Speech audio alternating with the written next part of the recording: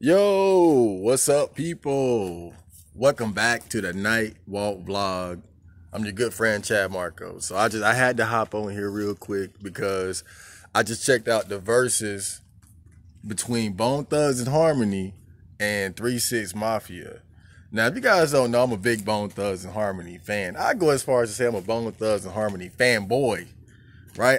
When I was a teenager, I had like all the albums. I even had Busy Bone second and third album. Maybe like that's how you know I was a real fan. I had the group albums, and I had some of the solo albums, like Crazy Bone's first solo album. Now I forgot the name of it. I'm not that big of a fan then, huh? But of course they had the verses tonight, and that shit was crazy. That shit was crazy. Now I've been hearing about this versus shit for a while. Because when the Locks went against Dipset, that's when I first started hearing about it. But I was like, you know what, I'll check that shit out later. And then but tonight when I seen it was Bone Thugs versus 3-6 Mafia, I was like, all right, I gotta check. I guess now it's time for me to watch, right? And so, I'm watching it, and before I get into the details, I just want to say that I like the overall format of the show. I think it's really cool. It's like, it's the way it looks to me is like you kind of putting your hits against the hits of the other rapper or rap group, which is a pretty cool format. Like it's not like battle rap where it's just like rah in your face.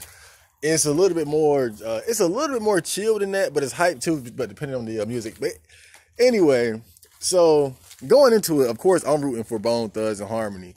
And the first round was good. It was good. And I was thinking like, yo, Bone might have this shit. I was like, Bone might have this, bro, cause Bone Thugs good songs just got a certain energy to it. And even though 3-6, they got some great songs, like some hype energy. When Bone picked the right song, it's just something about it, bro. But for some reason, Busy Bone ended up getting upset because somebody on the 3-6 Mafia side, I think it was the female, what's her name? LaChat? Or I forgot. But the female from 3-6 Mafia said something and it irritated him. And then he started saying something to them. And I think Juicy J was like, suck my dick. And then Busy Bone threw a water bottle, and then the two groups just collided in the middle of the stage. And punches, like a few punches were thrown. But I ain't gonna lie, bro, it kind of made Busy Bone look bad because it was like, okay, you got upset, you threw a bottle, but then when punches started getting thrown, you seen him like dip behind Lazy Bone. Like he was dipping behind people. Like man, some of the stories I've heard about Busy Bone, I would expect it. Like him throwing the bottle didn't surprise me, but when he dipped back like that, I was like, damn. Cause I figured Busy Bone would be the type to just straight like jump in on niggas. Like I figured Busy Bone would have stood right there and just let all them niggas just jump his ass. And of course though, it was kind of a complicated situation because Busy Bone, like, he escalated it somewhere it shouldn't have gone. But at the same time, you seen that Bone had his back. You seen like that whole left side of the left side of the stage like came to his rescue, came to back him up, and the same thing happened with 3-6 Mafia. Everybody just came to the center, and we're really lucky that it didn't turn into like a free for all brawl or nothing like that. Like it was a few punches thrown. I seen Flash throw one. I think Juice threw it. Juice, Paul, man, that shit was crazy. But it got de-escalated fairly quickly, and so there was a little intermission while they reestablished the peace, and then the show went on. Busy Bone, he was off in the corner for a while, but then he came and apologized, and they brought him back on stage, which I think was very important because in order to win this versus, you would have to have Busy Bone, because Busy Bone is like one of the main hitters of Bone Thugs, man. You gotta have Busy Bone. Like that's like Dragon Ball Z Tournament of Power, and you ain't got someone like Vegeta or Gohan. Like you gotta have him. So, but after that whole drama, it was just kind of awkward. It was a little awkward. It was a little awkward, and then it got worse because 3 6 Mafia just started turning up. They really started just bringing out like them turnt ass songs. Like, bro, I'm not gonna lie. Like when I'm watching that shit, 3 6 Mafia had me way more turnt than Bone Thugs. Like I feel like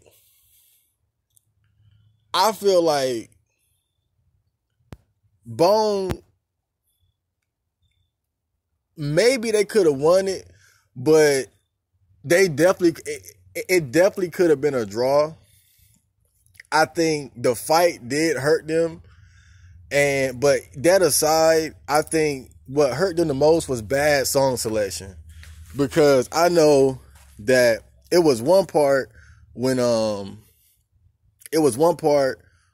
forgot what song 3 6 Mafia played, but it was some turnt shit. It was like a turnt ass song.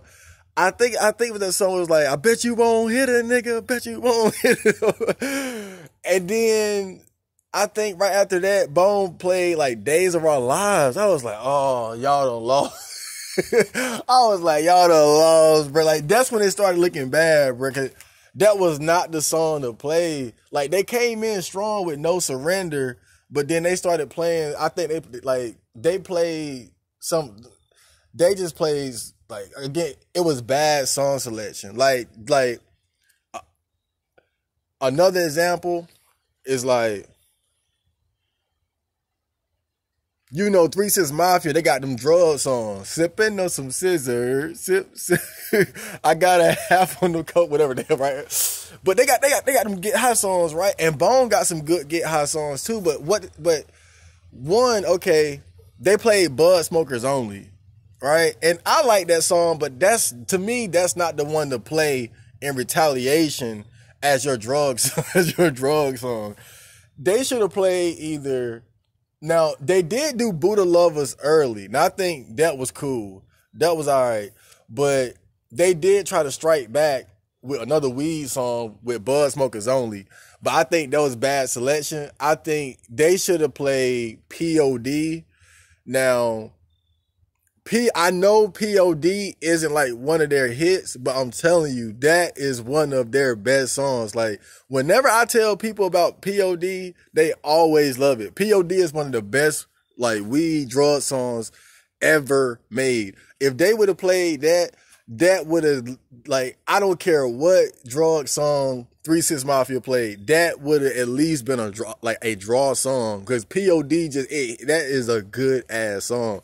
So high in mind, bro. I mean, they probably would have got some new fans off that shit. But yeah, I think they had some poor song selection. And then on top of that, 3 6 Mafia, like with the special guests, they were just killing it. They brought out Lil Flip, they brought out Lil Wayne, Young Buck, Wiz Khalifa. And you know what? I'm a Wiz Khalifa fan, but I'm going to say this. I think out of all the guest appearances, Wiz Khalifa was the best one, if you ask me. When Wiz showed up, his performance, I mean, it wasn't like nothing super turnt or nothing like that. But, he came out super cool. He was smoking his joint and shit like that. And, I mean, his performance was just solid. Just a solid ass performance. Bro, I'm not going to lie. When Wiz came out there, it was a Wiz concert.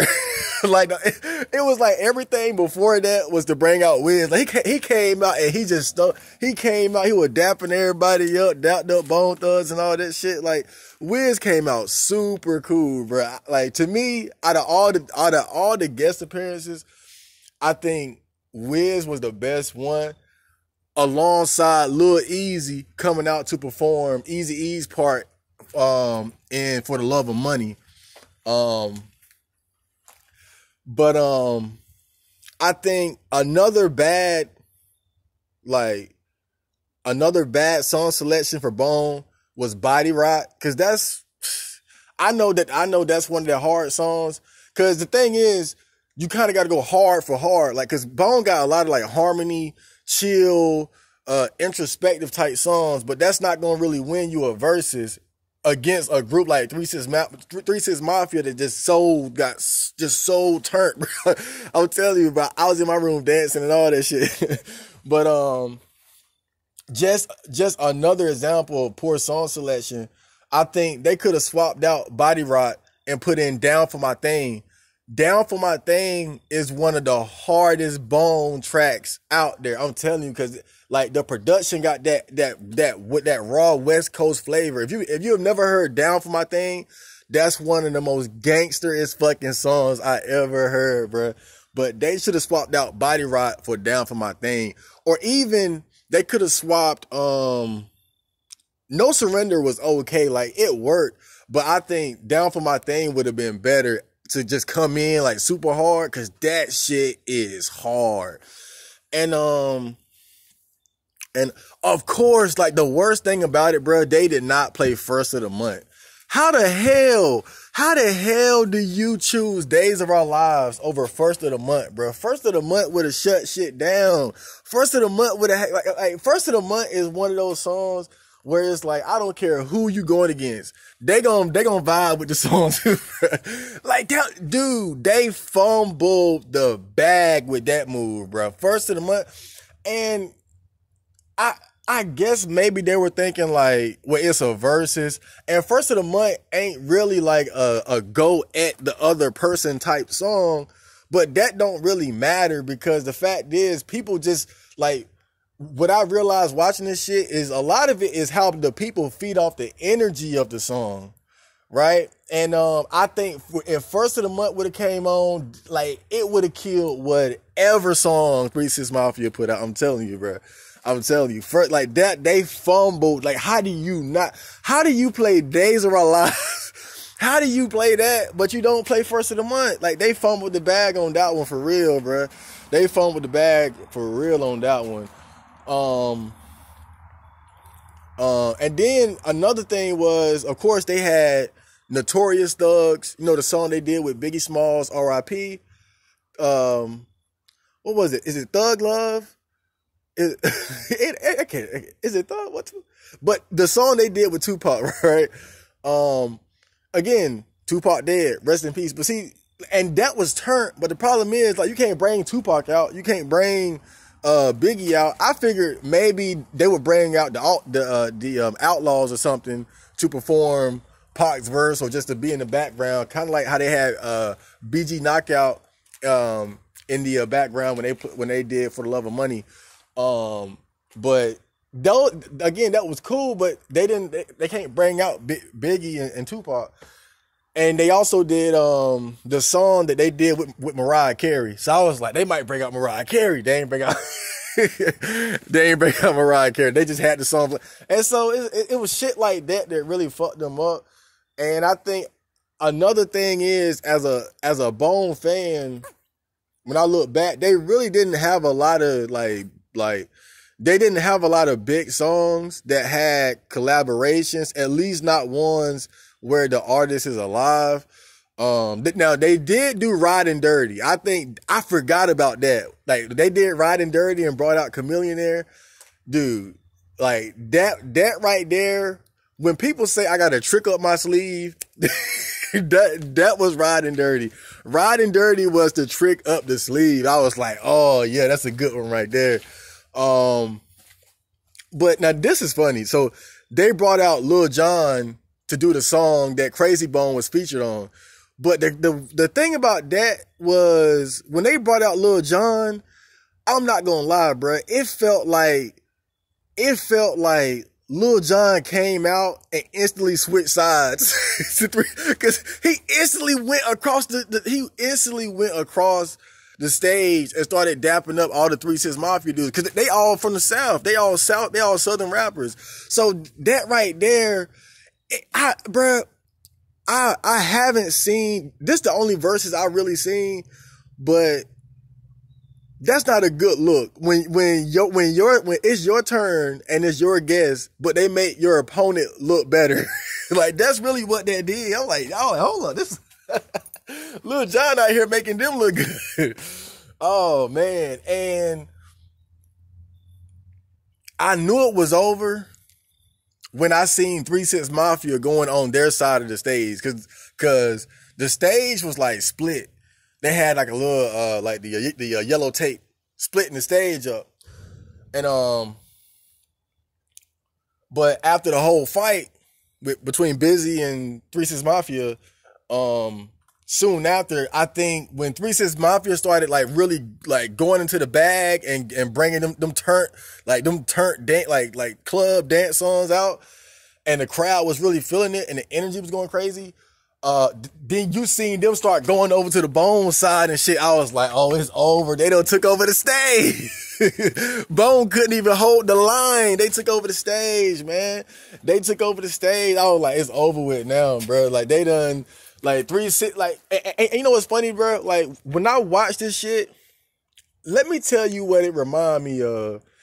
It kind of remind me, and this is no disrespect to Bone, because this might be an extreme example, but if you guys ever seen Adrian Broner, the boxer, when he took his first L, his first loss against Marcos Maidana, Adrian Broner got humiliated in the early rounds. He came in strong and then got knocked down early.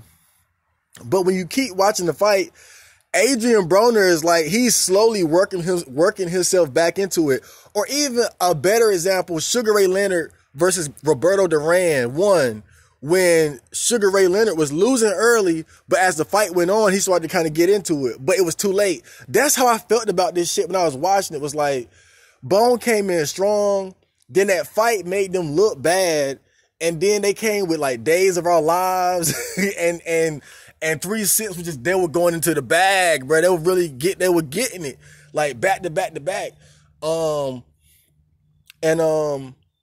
But then but along the way, Bone was doing things that was like keeping them in there, like For the Love of Money, the Weed song, that Busy Bone Weed song, what's that shit called? Oh, I forgot. God, I keep forgetting the name of some of these songs. But when Busy Bone did his Weed song, that was off the Next Friday soundtrack. What was the other one they did? When they brought out Chameleon there. So they they had moments where they were staying in there. I'm not gonna say it was like close. I'm not gonna say it was like close, but it was almost close. Like you almost felt like Bone could bring it back if they just had like the right song selection. But then it's like 3 6 Mafia just killed up in the bar, bruh. Like, oh, Juicy J did Bands to Make Her Dance.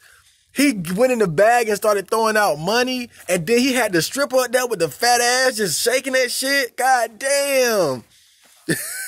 That right there was a 3-pointer from half court. That shit was good. That was a good move. And then they brought out Terrence Howard to do the Grammy winning song from Hustle and Flow, It's Hard Out Here for a Pimp. Now he looked awkward out there because he ain't no rapper, but still, that was a nice meme move. That was a meme move. Nobody gonna be mad at that because that made everybody just smile like, oh, that's Terrence Howard doing this. but they really had some tricks up their sleeve and brought out Lil Wayne. Bro, I just seen this little, I was like, who that little nigga who came out of, I thought it was a little gremlin just went across the stage. Oh, that's Lil Wayne. I keep forgetting like he really little. And then they brought out the dude, I don't know his name, but the guy who the Crunk Ain't Dead dude, who do the fat guy but do the dancing. That shit was lit. They brought him out. They brought him out. That shit was just turned, bruh. Oh man, they had so many tricks up their sleeve. See now I'm just really, I think the only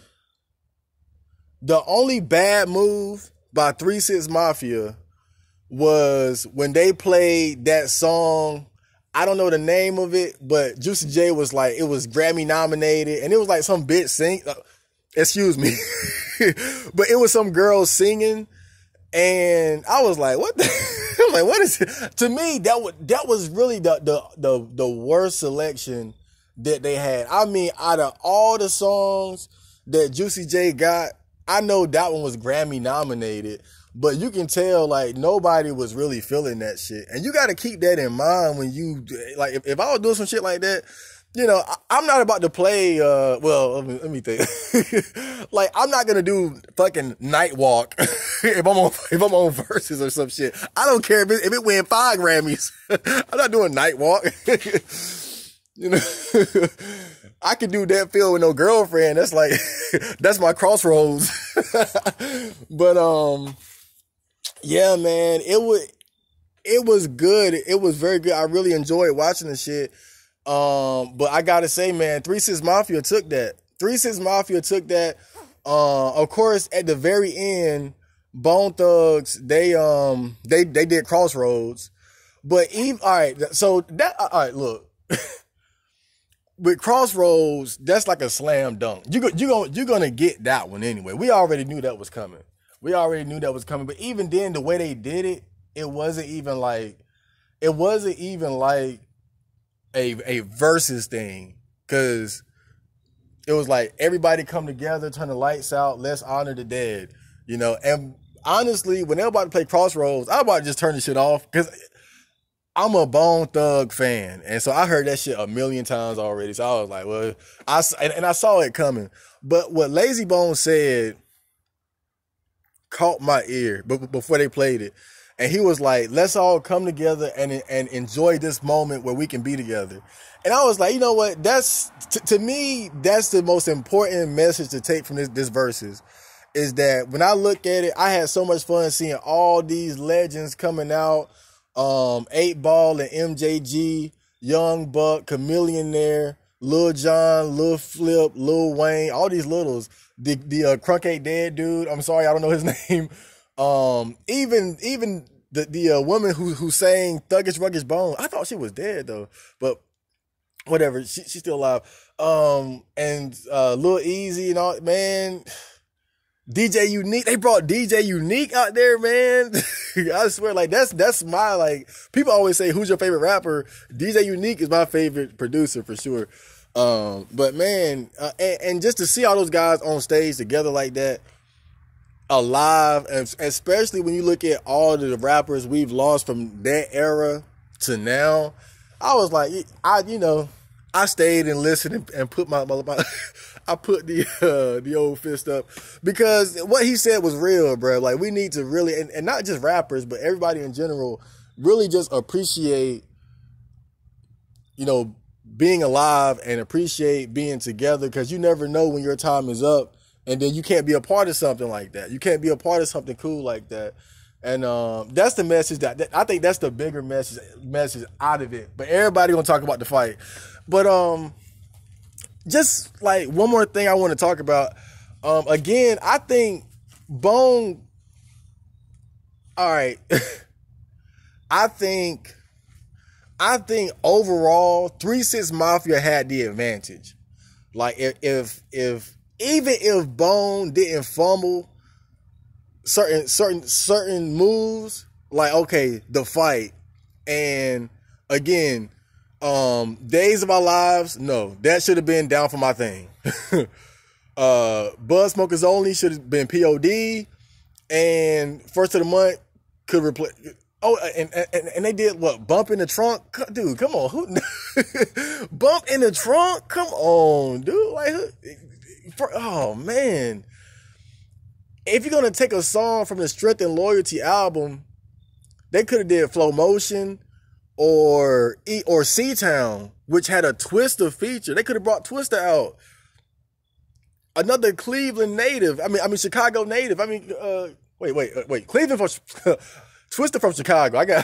I keep getting them motherfuckers twisted up, but still, right?